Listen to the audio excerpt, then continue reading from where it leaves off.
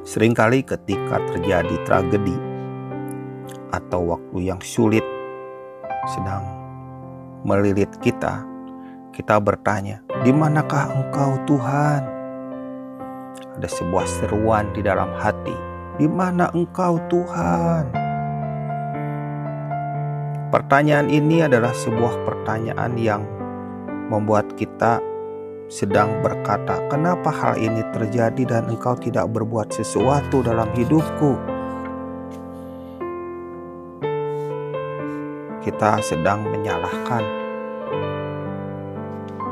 Siapa yang kita salahkan? Ada orang yang menyalahkan kebanyakan iblislah yang melakukannya. Atau Tuhanlah yang menyebabkannya. Kemungkinan yang lebih banyak orang memilih adalah iblis yang menyebabkannya dan Tuhan yang mengizinkannya.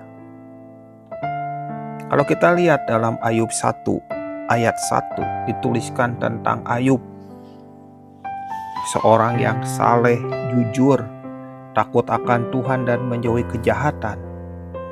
Pada saat itu apa yang terjadi? Iblis membuat dia terguncang, dililit, terhimpit, hancur, lebur, ambruk, berada di puing-puing kehancuran. Dia gak punya sesuatu yang tadinya dia punya banyak.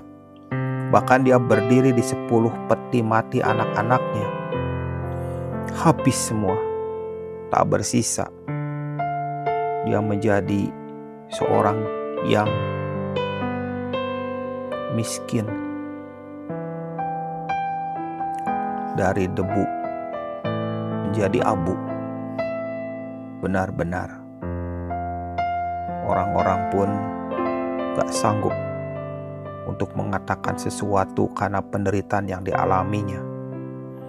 Habis semua yang dimilikinya, dia juga mengalami satu penyakit yang membuat kita kalau melihatnya gak sanggup, penderitaan yang begitu berat.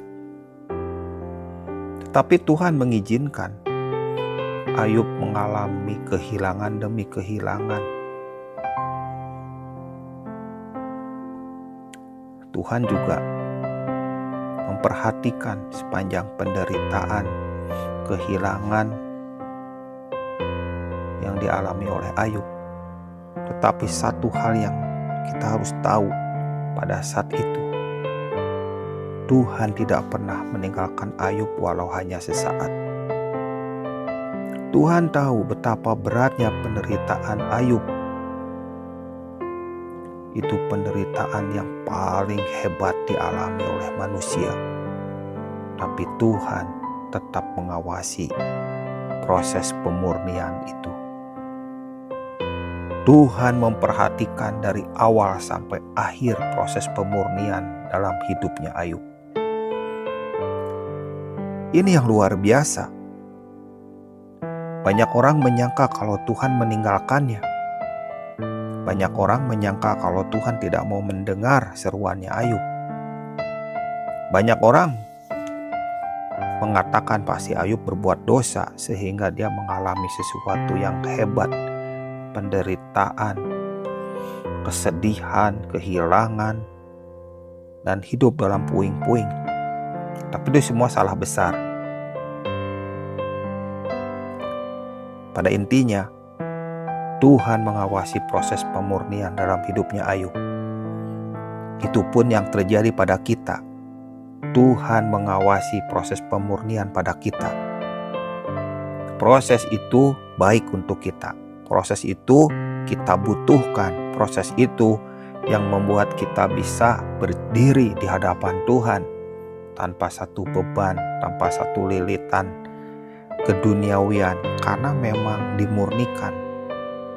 Seperti emas yang mengalami proses pemurnian harus dalam suhu tertentu. Emas itu mencair atau diberikan zat tertentu supaya kotorannya naik dan kotorannya langsung dibuang. Emas itu menjadi murni. Murni dalam arti ketika emas itu mengalami proses pemurnian, tidak lagi di dalamnya ada kandungan benda lain, ada yang berbeda dengan emas.